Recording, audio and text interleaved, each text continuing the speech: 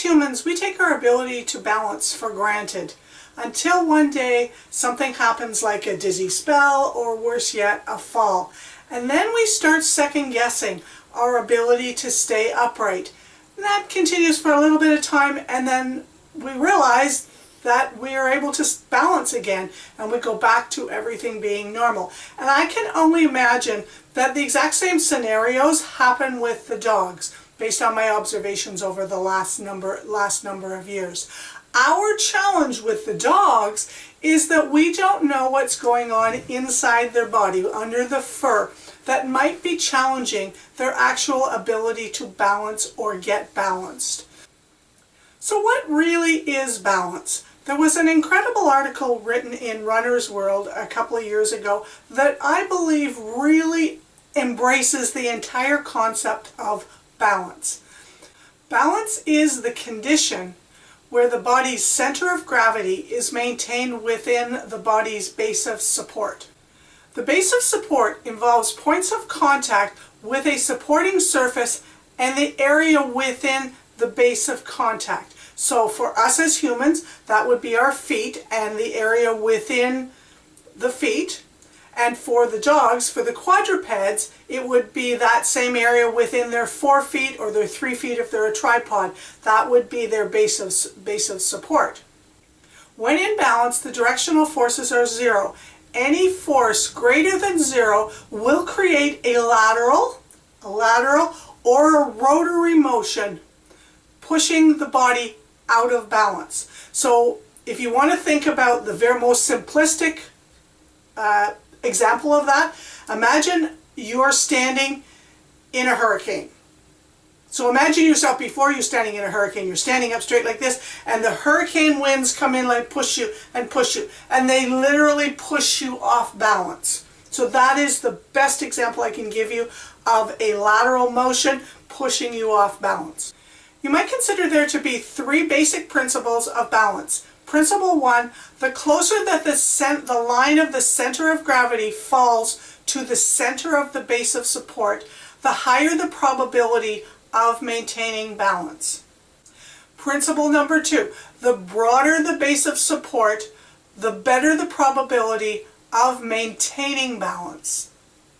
Principle number 3, the further away one part is from the center line of gravity and from the center of the base of support, the higher the probability of losing balance, unless one other part comes in to compensate for it. Now you may be thinking what my dog does is okay, but wait, the principles are the physics behind the maintenance of balance. That doesn't mean that when principle 2 kicks in, it is beneficial or even good for your dog. It could very well be physically damaging, but we all know from first-hand experience, a bruised butt, a broken arm, even a broken hip is better than hitting our heads. So we sacrifice other parts of our body. The same holds true for the dog. Think about how many times we actually see a dog fall down on its side after they leap up to get something. Not very many, right? And yet we know that how they leapt and how they landed couldn't possibly be good for them. That's principle number 3. When the center of gravity moves outside the base of stability, the muscles on the core of the dog are working overtime to offset the law of gravity. So if I go like this, my center of gravity is now outside the base of my feet, right?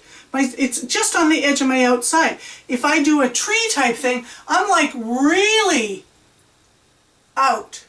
So that's what it means when it talks about pieces outside of the base of stability.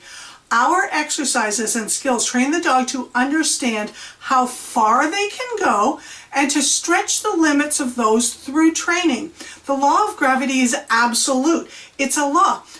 So there's always a point of no return in balance. For our program, that is the point that the dog bails off.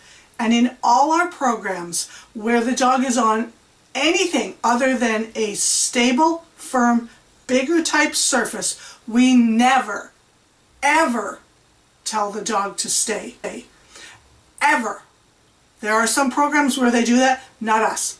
The dog is always has that option to bail because they are the ones that know where their point of no return is. We use a game in our programs called the toss and catch game, and the dogs absolutely love it because it builds this skill, and the dogs understand it as a method of expanding their balance limits. And remember, even in the toss and catch game, they are allowed to bail.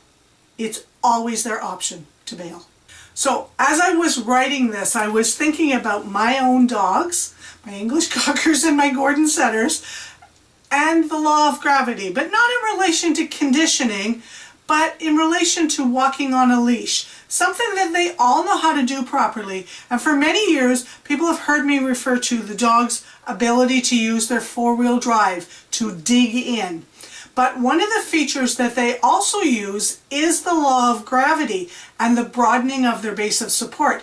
If you do any pulling or sled sports, you will totally understand this. And if your dog actually pulls on the leash, I know that you understand it here, even if you don't understand it in the front part of your mind. Instead of having their legs directly under their shoulders and their hips, they have them broadened. And sometimes it's subtle, sometimes it's just like this, but sometimes it's like this, sometimes it's like that, forwards and backwards. And it makes it very difficult to pull them off balance for a reason. With my English Cockers, they are rock solid statues, and they have it down to what I call the art of levitation. It almost looks like they're levitating, but they've got it out. And you might recognize that position. I call it, oh my God, it's a squirrel. If your dog has ever barrel rolled or somersaulted chasing a ball, that's another example of loss of balance when too much force, the speed, was applied and pushed the line of gravity over the base of support when they tried to get the ball in their mouth. The law of gravity applies whether they're right side up or upside down. Now, we're going to look at the first picture here of the Rottie, and she's well expanded out. If she touches her feet down to the ground, she's got a very broad base of support. It's basically under her shoulders, a little bit wider and so on. Even though she's up in the air, the law of gravity is still pulling her down to the ground. So she's lovely balanced for that speed. Now, let's take a look at the second picture where she reaches down to get the ball and everything contracts underneath her. So you see that her base of support now is a very tiny sliver. It actually goes wider than it does along her body, so because her 4 feet are all in the same spot. So very, very tiny base of support. Now, she will need to keep moving. The head needs to pull up. The 4 feet need to pull forward. Because principle 3 is in work, it means that another body part, or 2 or 3 or 4, need to get back into play. What affects our balance? When I started to write out the list, I almost stopped and simply wrote one word: everything, because it seemed like there were unlimited ways to be pulled or pushed off balance. But the real key is first teaching your body to understand what it feels like to be in balance, and in this case, teaching the dog's body to understand when it's in balance. So if you decide to follow our active dog training system, and I hope you will, remember this one word: posture. It is the key to balance in our dogs, and you might even find your posture improves as well. If you haven't already downloaded and done the Find Your Dog Starting Point assessments with your dog, the link is down below, and we really recommend that you go back and do it, as these points are all covered in detail. You'll want to remember as well that there is a difference between what we refer to as the dog being in balance, which means all the body pieces, the muscles, the tendons, the brain, everything under the fur are functioning as a well-oiled team, sharing the correct amount of workload. And when we talk about a dog's balance, we mean the dog's ability to maintain its ideal posture. So a quick refresher on the key things that you're aiming at. You want to see the top of the dog's head and its muzzle level with the ground. You want to see a relaxed neck position. The front feet in alignment when you look from side to side, from the side. The rear feet in alignment when you look from the side, the back level with the ground, what we call a neutral back, even if it's slightly angled to the ground, if that braid calls for it, and the feet and the legs all pointing straight forward. So this is all covered in detail in your Find Your Starting Point assessment.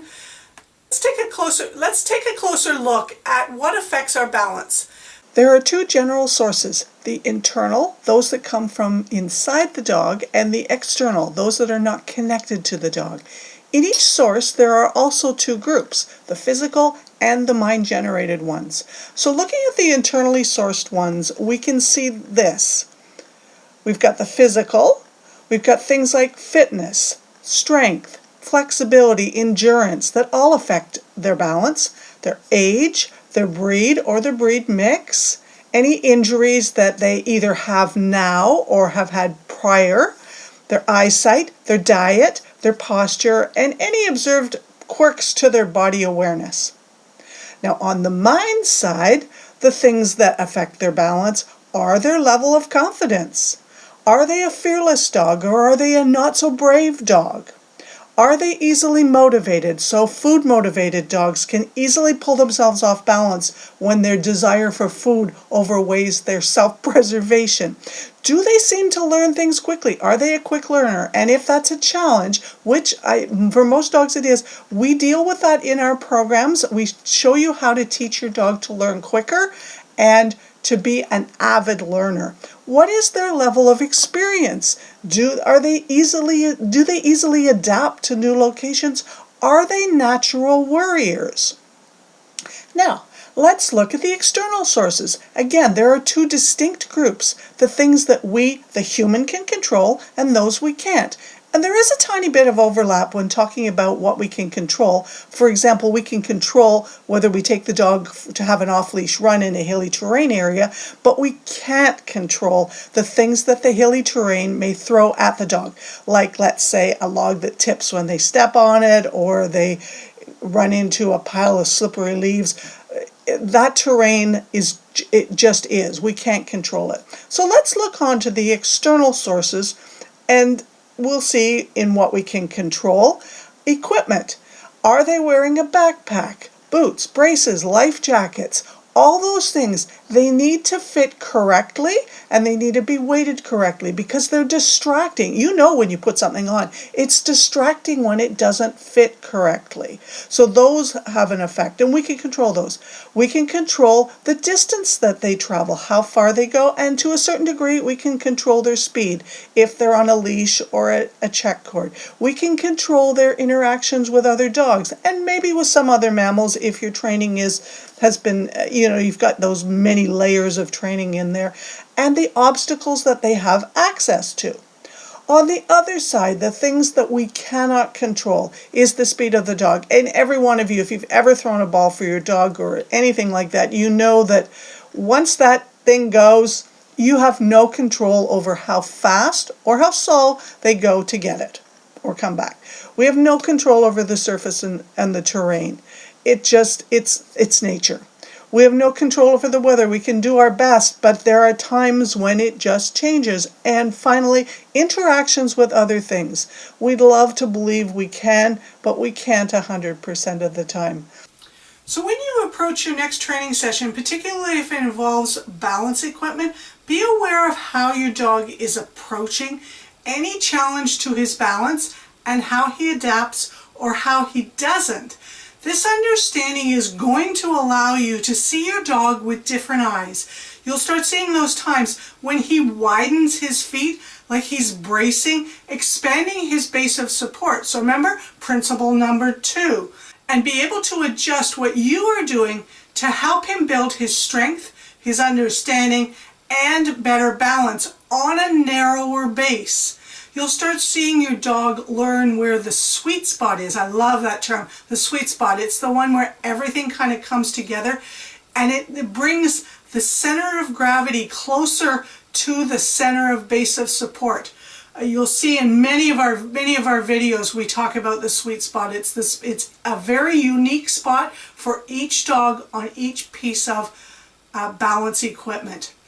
And that's principle number 1, and you'll start seeing why things like speed at which your dog leaves a piece of equipment or the inability to find stillness are all directly related to principle number 3, when they are not balanced corner to corner to corner to corner, top to bottom, in strength, in condition, and in understanding of how to create balance. As you teach and learn the basics of balance with and for your dog, the following 2 rules will guide you. Rule number 1, using instability, wobble, paired with stability creates necessary challenges to the dog's ability to balance, to rebalance, and to maintain balance. The more variance that we can provide as stimulus, the more they learn on how best to achieve balance and maintain it while building, and this is key, massive confidence. Rule number 2, use the 2-4-2 transition, as the professionals do, to create a positional pause for the dog, ensuring that prior to each transition, they are in balance. And when I say transition, I mean moving from one piece of equipment to another. We've got a resource for you that it'll help you understand that. That is super key, positional pauses. Hope you enjoyed this. Make sure you check out the download below. There's some next steps for you, and we'd love to see you in our group. And really important, do make sure that you download the Find Your Dog Starting Point Assessment and take 5 simple assessments, and you will totally look at your dog in a whole different way. As always, I hope you really enjoyed this. You got some value from this. Please make sure that if you did, that you share it with others so that others can get that value. Balance is one of those things that really gets me here. I love talking about balance. So as always, live inspired, live the unshackled life, and go make your difference.